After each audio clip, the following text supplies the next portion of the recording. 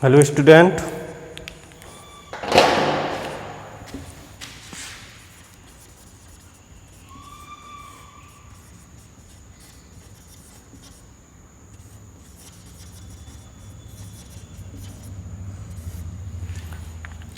Chapter 5 है। ये आपका लास्ट टॉपिक है। आज ये आपका चैप्टर समाप्त हो जाएगा, क्योंकि पिछले वीडियो में हमने हीमोफीलिया की वंशागति के बारे में बताया था। क्योंकि जो एक्स संलग्न रोग होते हैं वो 3 प्रकार से होते हैं। एक्स संलग्न रोग, वाई संलग्न रोग, एक्स वाई संलग्न रोग। ठीक, तो ये सभी रोग जीनी उत्परिवर्तन के कारण होते हैं। तो हमने आपको एक्स संलग्न रोगों के बारे में ही बताया था, क्योंकि यही मोस्ट होते हैं और यही आते रहते हैं। अब एक्स संलग्न रोग में दूसरा रोग होता है वर्णांधता।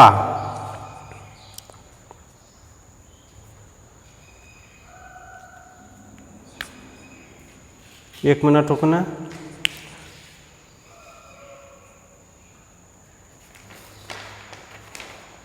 वर्णांधता हमने आपको बता दिया था। अब जो नेक्स्ट है वो है हीमोफीलिया। पहला रोग था वर्णांधता, दूसरा हीमोफीलिया।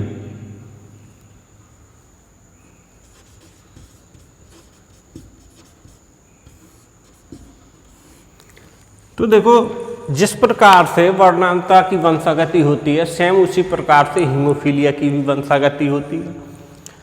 सेम टॉपिक है।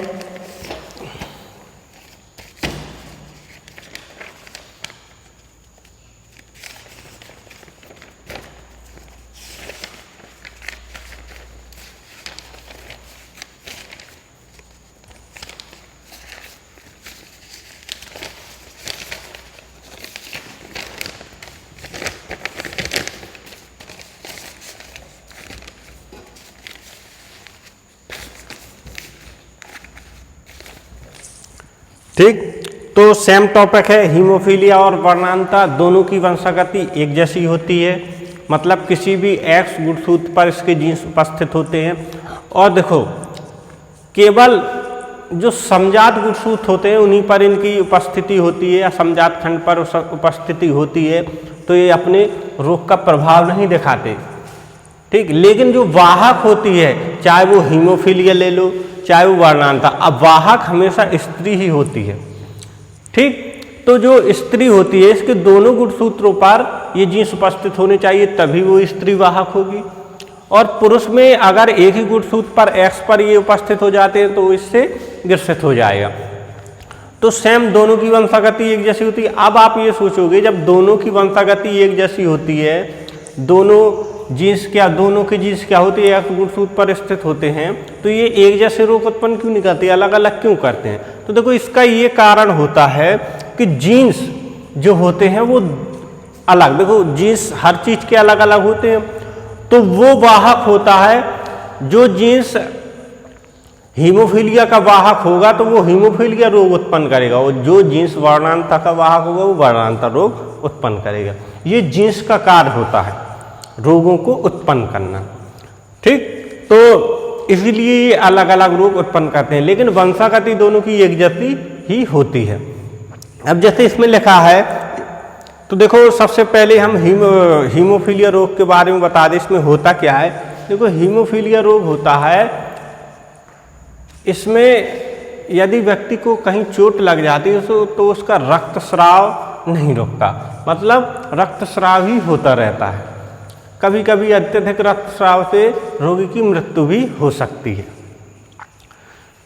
तो इसमें लिखा है, इस रोग में चोट लग जाने के कारण रक्त का थक्का नहीं बनता।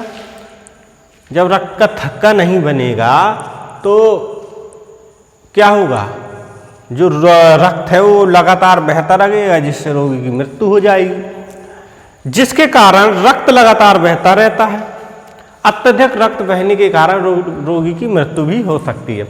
इसी के कारण रक्त क्या होता है, लगातार कंटिन्यूसली बहता रहता है, और बहते रहने के कारण कभी कभी रोगी की मृत्यु भी हो जाती है। स्त्रियां इस रोग की वाहक होती हैं, जैसा कि हमने वर्णांता में बताया, वर्णांता में भी स्त्रियां इस रोग की वाहक होती हैं। तो वैसे ही हीमोफीलिया जो होता है, हीमोफीलिया में भी स्त्रियां इस रोग की वाहक होती हैं।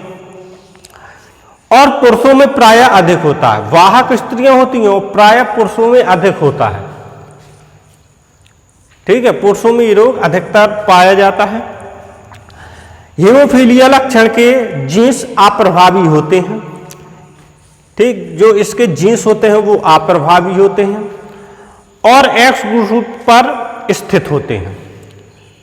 हीमोफीलिया के जीन्स काय पर? एक्स गुणसूत्र पर स्थित होते हैं। वर्णांता की भी जीन्स क्या थे? एक्स गुणसूत्र पर स्थित होते थे।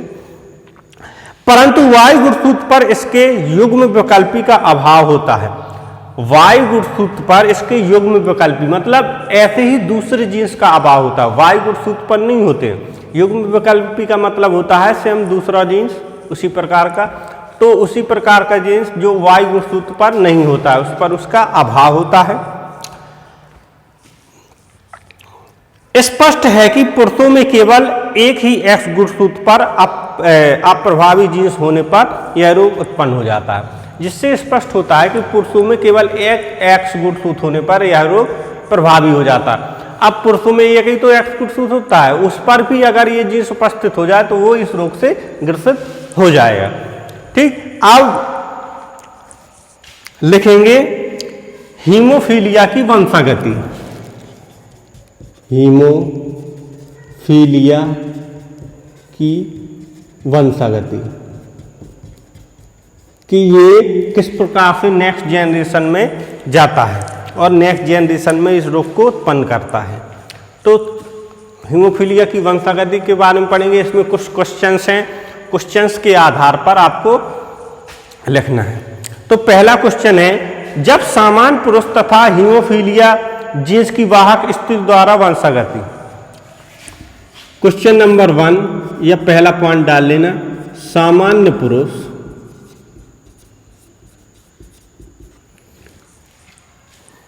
तथा हीमोफीलिया जीन्स की वाहक तथा हीमोफीलिया जीन्स की वाहक, हीमोफीलिया जीन्स की वाहक स्त्री द्वारा वंशागति, स्त्री द्वारा वंशागति। ठीक, तो पहला पॉइंट है सामान्य पुरुष, मतलब पुरुष सामान्य है, उसको इस रोग का जीन्स उपस्थित नहीं है उसमें। क्योंकि क्या होता है, ये शुरुआती तौर पर मालूम नहीं चलते हैं, जब वयस्क होता है तो इसके अधिक लक्षण देखने को मिलते हैं तो तब मालूम चलता है। तो हालांकि ऐसा नहीं कि इस रोग से ग्रसित लोगों की मृत्यु जल्दी हो जाती है। तो यदि अगर ऐसा हो कि जो व्यक्ति स्वस्थ है तो व्यक्ति में गुणसूत्र क्या होंगे? X Y. जब व्यक्ति स्वस्थ है उस व्यक्ति का विवाह अगर हीमोफीलिया जो जीन्स होता है उसकी वाहक स्त्री से हो जाए तो उसकी जो नेक्स्ट जनरेशन होगी वो कैसी होगी? ठीक, तो जो महिला होती है या स्त्री होती है उसके गुणसूत्र क्या होती है? X x. अब अगर इसमें एक में हीमोफीलिया का जीन्स उपस्थित है तो उसको एच कर देंगे, जीरो नहीं लगाएंगे, क्योंकि उसमें जीरो लगा दिया तो सेम हो जाएंगे। थोड़ा अलग कर देंगे तो इसमें एच लगा दिया, मतलब हीमोफीलिया का एच लगा दिया। तो ये जो स्त्री है इस रोग की क्या हो गई? वाहक हो गई। ये स्त्री है, मतलब स्त्री कैसी है? वाहक, कैरियर, मतलब इस रोग के जीन्स को अगली पीढ़ी में ले जाती है। ठीक, ये सामान्य पुरुष हो गया।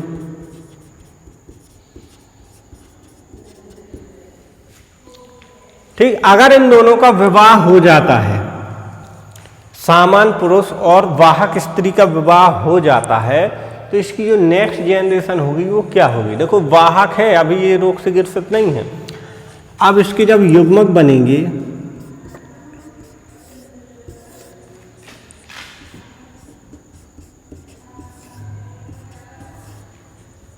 ये वाला इससे फ्यूज करेगा,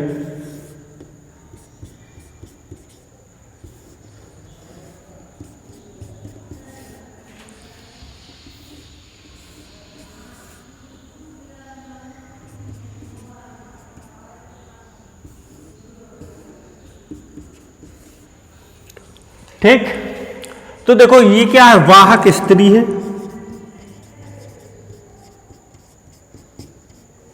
ये सामान्य स्त्री है,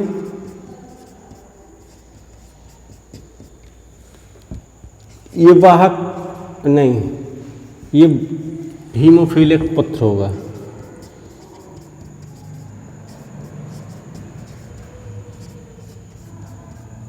ये सामान्य पुत्र होगा। ठीक, तो अगर इसकी वंशागति देखें, अगर सामान्य पुरुष का विवाह हीमोफीलिया रोग की वाहक स्त्री से हो जाता है तो उसकी जो नेक्स्ट जनरेशन होगी तो उसमें अगर 4 पुत्र हुए, 4 संतानें उसको हुई तो सभी के लक्षण कितने होंगे, 50-50%। अब मान के चलो जैसे पुत्र 2 हुए, पुत्र क्या है, पुत्र कितने हैं, 2, पुत्र फर्स्ट, पुत्र सेकंड, मतलब 2 पुत्र हुए।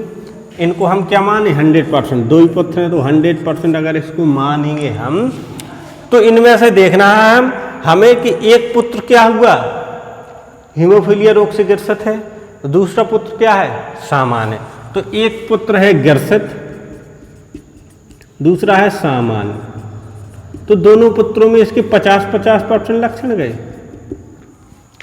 ठीक, अब अगर पुत्रियों को देखा जाए तो एक पुत्री है सामान्य, एक है वाहक, तो इन दोनों में भी इसके 50-50% लक्षण गए। तो मतलब क्या होता है, सभी में इसके 50% पुत्र इसके सामान्य हो गए, 50% पुत्र इसके वर्णांध हो गए, 50% पुत्री इसकी सामान्य होगी, 50% इसकी वाहक होगी। ठीक, तो ऐसा ही उसमें लिखा है कि सामान्य पुरुष तथा हीमोफीलिया जींस की वाहक स्त्री से अगर विवाह हो जाता है, विवाह करता है जो हीमोफीलिया रोग के जींस की वाहक होती है,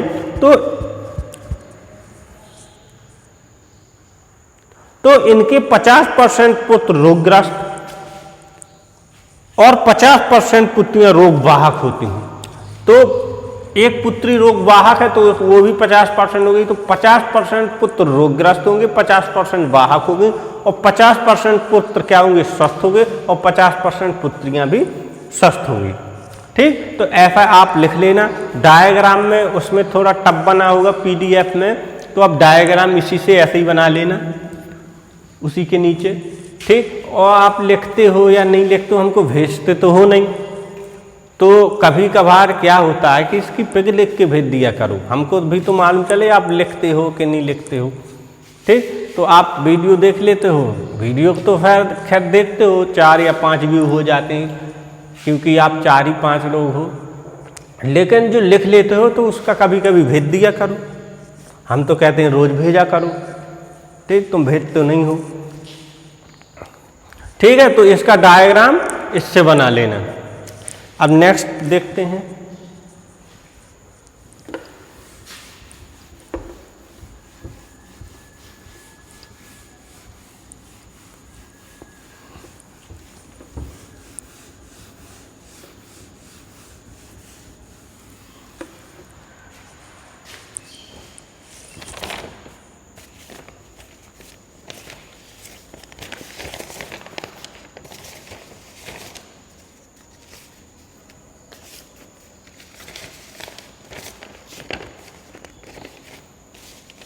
दूसरा एग्जाम्पल है इसका,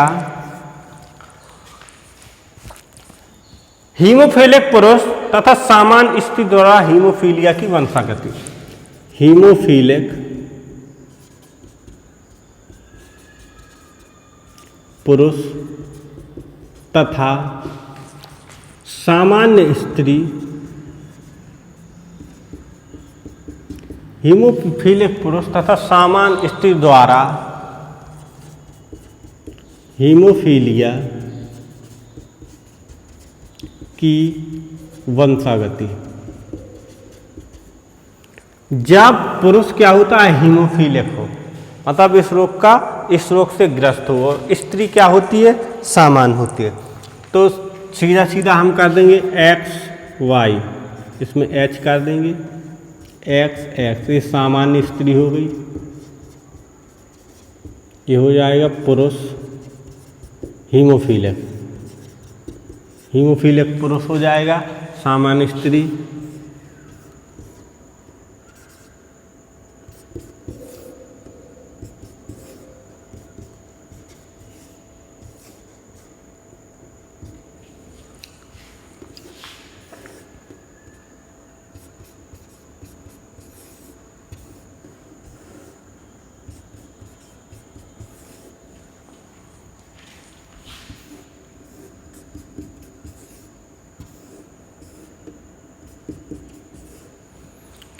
ठीक, तो यदि हीमोफीलिक पुरुष होगा, उसका विवाह सामान्य स्त्री से हो जाएगा, तो उसकी जो नेक्स्ट जनरेशन होगी, तो देखो ये क्या है, वाहक पुत्री, ये भी वाहक पुत्री होगी। ये सामान्य क्या होगा, पुरुष होगा, पुत्र होगा, पुत्र लिख दो, ये भी सामान्य क्या होगा, पुत्र होगा।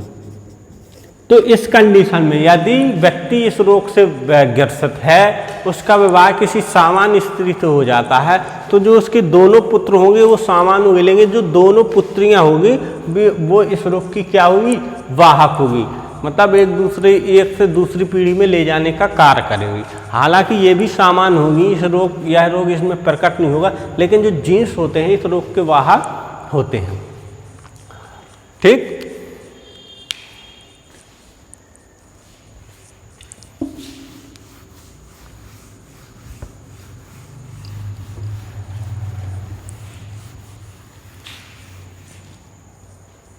नेक्स्ट है हीमोफीलिक पुरुष तथा हीमोफीलिक की वाहक स्त्री।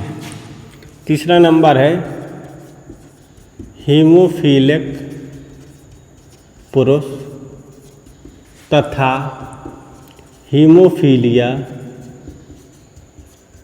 रोग की वाहक स्त्री द्वारा हीमोफीलिया की वंशागति। अब इसमें क्या है कि जो हीमोफीलिक पुरुष होता है, पुरुष कैसा होता है, हीमोफीलिक, मतलब हीमोफीलिया रोग से ग्रसित होता है, और जो स्त्री होती है इस रोग की वाहक होती है।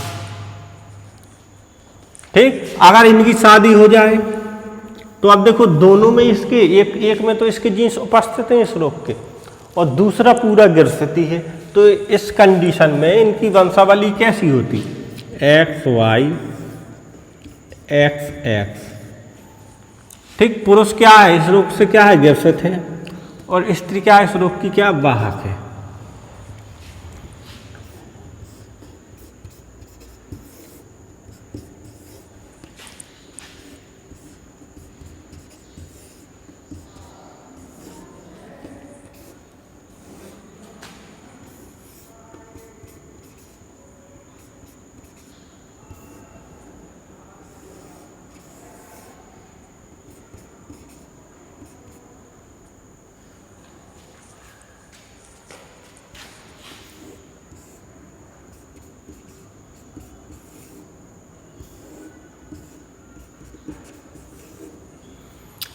ठीक, तो अगर ऐसी कंडीशन हो जाती तो जो स्त्री होती है वो हीमोफीलिक पुत्री होगी, ये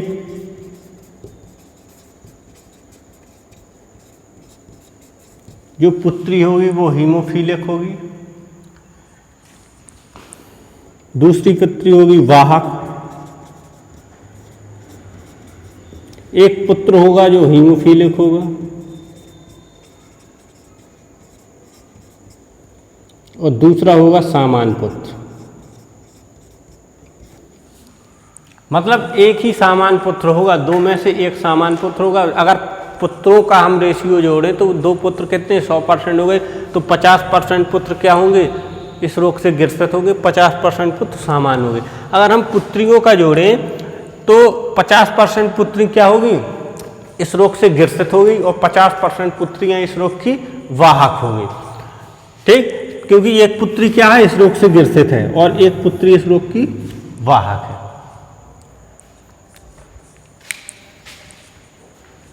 डायग्राम आप इसी से बना लीजिएगा क्योंकि अगर उसमें समझ में नहीं आएगा, क्योंकि वो थोड़ा भद्दा भी है उसका, तो उसमें साफ तौर पे समझ में नहीं आएगा, तो आप इसी से बना लेना ये डायग्राम। डायग्राम आपको ऐसे ही बनाना है, बाकी लिख लेना उस PDF से।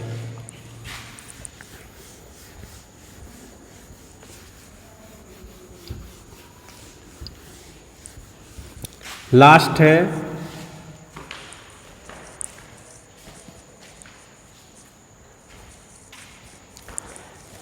सामान्य पुरुष तथा हीमोफीलिया से ग्रस्त स्त्री। चौथा है सामान्य पुरुष तथा हीमोफीलिया से ग्रस्त स्त्री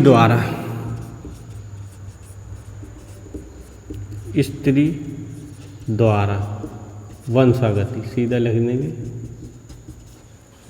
सामान्य पुरुष को हमने कह दिया XY, इस रोग से ग्रसित XH ऐसा कर दिया, XY XH। ठीक, N मत समझना इसको, ये H है।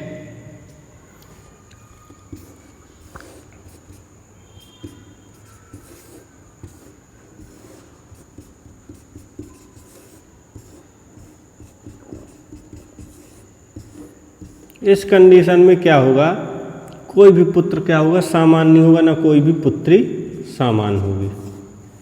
अगर ये कंडीशन आ जाती है कि जब सामान्य पुरुष का विवाह किसी रोगग्रस्त स्त्री से हो जाता, तो इस कंडीशन में पहली जो पुत्री होगी वो वाहक पुत्री होगी, दूसरी पुत्री भी वाहक होगी, पुत्र होगा वो हीमोफिलिक होगा, दूसरा पुत्र भी होगा हीमोफिलिक। ठीक, तो ये जेनेटिक रोग होते हैं, ऐसे ही इनका एक पीढ़ी से दूसरी पीढ़ी में स्थानांतरण होता है। तो आप ये डायग्राम बना लेना अपने नोटबुक में इसी से, और अगर आपको PDF से बनाना है, उससे सुटेबल लगे तो उससे बना लेना, कोई प्रॉब्लम नहीं। ठीक, तो ये जो हमने आपको बताया वर्णांता और हीमोफीलिया की वंशागति के बारे में बताया था। अब देखो कुछ रोग भी और भी होते हैं जो इसके कारण होते हैं, जो X संलग्न रोग होते हैं, कुछ और भी होते हैं, जैसे रतौंधी। तो रतौंधी आप सोचोगे कि रतौंधी कैसे होता है, रतौंधी तो आपने पढ़ा भी होगा छोटी क्लासों में कि रतौंधी तो विटामिन A की कमी से होता है। वो भी असत्य है, क्योंकि रतौंधी विटामिन A की कमी से भी हो सकता है। देखो जेनेटिक भी होता है रतौंधी, और कभी कभी क्या होता है जेनेटिक नहीं भी होता है, वो बाद में व्यक्ति को हो जाता है। अगर उसके अंदर विटामिन A की कमी हो जाती है तो रतौंधी का रोग उत्पन्न हो जाता है। तो रतौंधी दो प्रकार की होती है, एक तो होती है उपार्जित। उपार्जित का मतलब होता है जन्म के बाद किसी कारणवश यदि किसी व्यक्ति में विटामिन A की कमी हो जाती है तो ये रोग तभी से उत्पन्न हो जाता है। तो इस रोग को क्या कहते हैं, उपार्जित रोग कहते हैं। मतलब जेनेटिक नहीं है, उसकी पीढ़ी में ये है नहीं, उसके माता पिता में, पिता के पिता में, मतलब उसकी जेनरेशन में है नहीं, लेकिन ये किसी कारणवश विटामिन A की कमी से ये उपार्जित हो जाता है आगे, तो ये रोग कहलाता है उपार्जित। लेकिन जब रतौंधी दो प्रकार की होती है, तो एक तो उपार्जित होती है और दूसरी होती है वंशागत रतौंधी, जो X संलग्न लक्षण है, इसी के कारण उत्पन्न होती है और एक पीढ़ी से दूसरी पीढ़ी में जाती है। तो इसकी देखो वाहक कोई भी हो सकता है, वाहक स्त्री भी हो सकती है, पुरुष भी हो सकता है, और स्त्री में भी जा सकता है और पुरुष में भी ये जा सकता है। तो ये देखो रेयर होती है। रेयर का मतलब तो आप जानते हो, रेयर क्या, बहुत ही कम होती है। वैसे रतौंधी उपार्जित ही होती है, वंशागत बहुत कम देखने को मिलती है। शायद 100 में एक आध मिल जाए, अगर रतौंधी वाले व्यक्तियों का रेशियो जोड़ा जाए तो शायद 100 में एक मिल जाए, बाकी सब उपार्जित ही होती हैं। विटामिन ए की कमी से उत्पन्न ही होती हैं। तो रतौंधी भी आप लिख लेना, इसकी भी हम PDF भेज देंगे। और एक और PDF भेज देंगे, RH कारक या RH फैक्टर रीसस, ये बंदर में पाया गया था सबसे पहले, ठीक। रीसस नामक बंदर था, उसमें उसके ब्लड में RH फैक्टर या ये कारक पाए गए थे। तो इसकी भी हम डिटेल भेज देंगे, तो आप उसको लिख लेना, ठीक। तो इसी के साथ आपका चैप्टर पूरा ख़त्म हो जाएगा, समाप्त हो जाएगा। और आप अपनी बुक से या दूसरी बुक से जो भी आपका क्वेश्चन होगा वो हमको सेंड कर देना, उसका हम सॉल्यूशन आपको दे देंगे, ठीक। दोबारा से पढ़ना, एक एक दो दो नंबर के क्वेश्चन जहाँ से आपको ढूंढ के मिल जाएं तो आप उनको हमें भेज सकते हो, क्योंकि इंटर है, बोर्ड है, तो जिस चीज़ का हम ज़्यादा से ज़्यादा विस्तार पढ़ेंगे वो हमारे लिए उतना ही फायदेमंद होगा, क्योंकि सिलेबस का तो कोई वो नहीं है कि ये सीमित है। क्वेश्चन एक एक दो दो नंबर के कहीं से भी आ सकते हैं, तो डिटेल में पढ़ो, गहराई से पढ़ो। जो क्वेश्चन में आपको डाउट लगता है या आपको चैप्टर में समझ में नहीं आया है या है नहीं, दूसरी चैप्टर से है और आपका जानने योग्य है, तो आप हमको भेज सकते हो, उसका हम सॉल्यूशन आपको दे देंगे, ठीक। तो अगले वीडियो में या कल से नेक्स्ट चैप्टर स्टार्ट करेंगे, ठीक। धन्यवाद।